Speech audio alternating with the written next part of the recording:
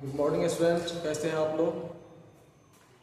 बहुत अच्छी बात है कि आज मैं आप लोगों के लिए क्रैश कोर्स के रूप में क्लास 12 इंग्लिश का क्रैश कोर्स के रूप में क्वेश्चन नंबर 1 एस्से के लिए 6 या 7 VBI पॉइंट्स लेकर के आया हूँ।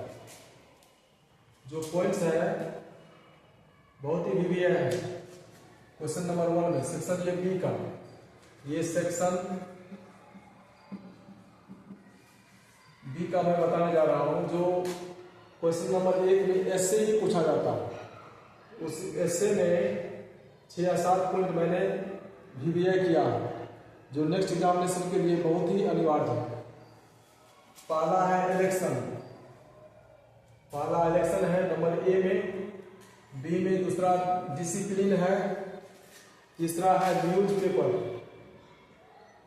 डी में है हॉस्टल लाइफ। उसके बाद है aim, your aim of life, ये भी इंपॉर्टेंट है। The book you like most, the book you like most.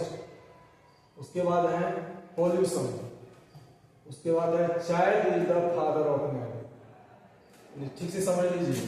First है election, discipline, newspaper, hostel life, your aim of life, the book you like most. उसके बाद है pollution, child is the father of man. यही 6-7 ऐसे अगर आप तैयारी कर लेते हैं अच्छे ढंग से, तो निश्चित रूप से आप ऐसे में किसी भी तरह का आपको कठिनाइयां नहीं होगी। निश्चित रूप से आपको अच्छा मार्क्स आ जाएगा और अच्छे ढंग से आप सॉल्व कर पाएंगे। अब हम चलते हैं क्वेश्चन नंबर 3 पर, 2 और 3 पर। क्वेश्चन नंबर 2 में पूछा जाता है एक्सप्लेनेशन। एक्सप्लेनेशन इट मीन्स व्याख्या।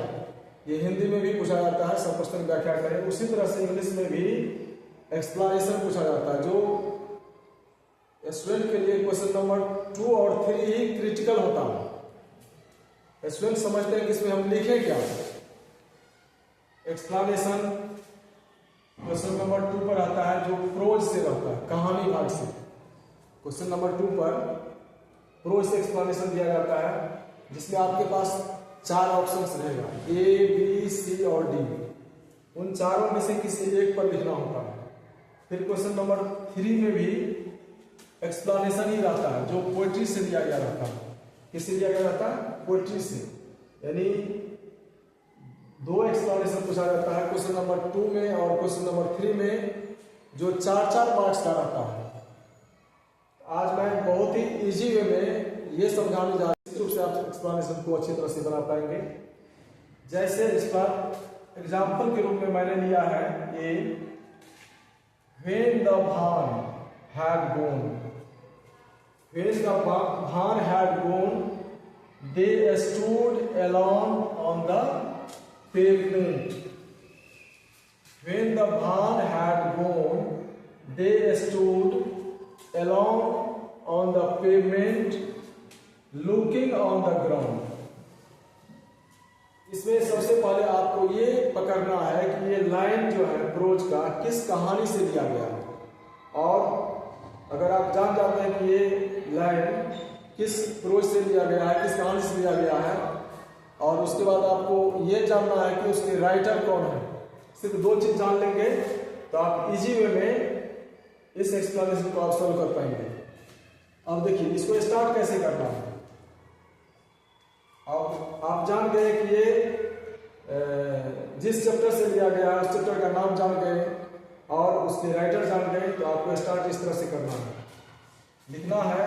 अब यहाँ पर जो हम एग्जाम्पल लिए हैं, ये है द अर्थ से, द अर्थ से लिया गया है। अब लिखेंगे, अगर एक लाइन का है एक्सप्लेनेशन तो दिस लाइन लिखेंगे। अगर एक से अधिक लाइन है, 2 लाइन है, 3 लाइन है, तो उसमें दिस लाइन से लिखा जाता है। This line has been, this line has been taken from the chapter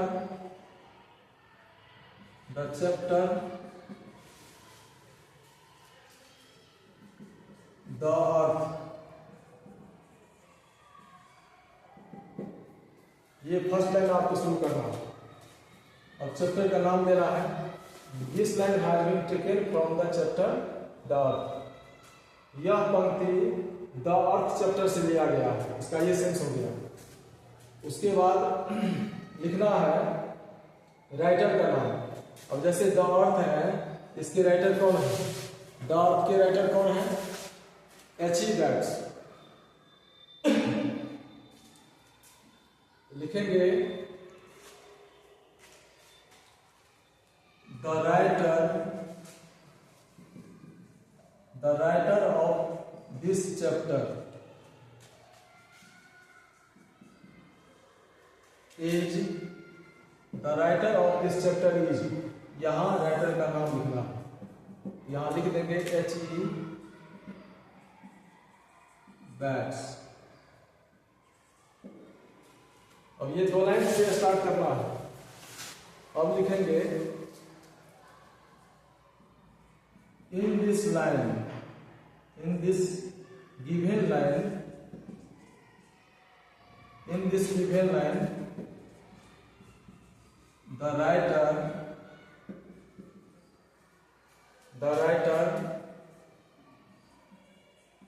wants to say that। इस तरह से इस लाइन को तो हमेशा लिखना है, बाद में आपको यहां लिखना है कि क्या इस लाइन में कहा गया। जो लाइन आपको क्वेश्चन में दिया गया उसी को एक्सप्लेन करना है, व्याख्या करना है। तो ये आप इस लाइन से स्टार्ट कर सकते हैं, this line has been taken from the chapter the earth, या जो भी चैप्टर हो, द राइटर। अब राइटर को भी दर्शाना है, the writer of this chapter is H.E. Wells। अब नेक्स्ट लाइन जो पैराग्राफ थोड़ा सा चेंज करके लिखेंगे, this in this given line the writer wants to say that. इस दिए गए पंक्ति में लेखक कहना चाहते हैं कि, अब जो चीज कहना चाहते हैं वो चीज को दर्शाना है। कहना चाहते हैं कि that about the behavior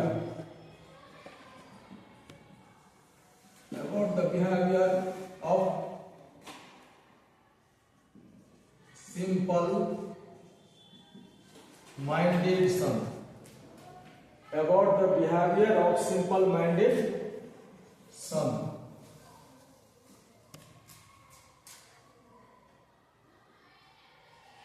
who drives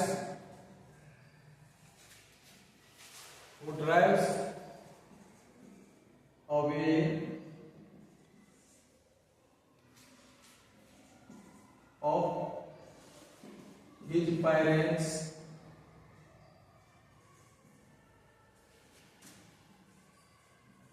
from the home। ये लाइन ये दर्शा रहा है कि किस तरह से सिंपल माइंडेड सन बेन जी अपने माता पिता को घर से बाहर निकाल देते हैं और शहर जाकर के एक पेमेंट पर छोड़ देते हैं, जिसमें उसके माता पिता बिल्कुल ही निराश दिखाई पड़ते हैं। From the home, the writer shows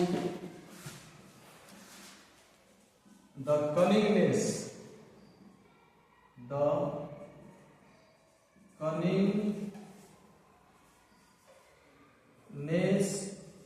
and cruel behavior of a son।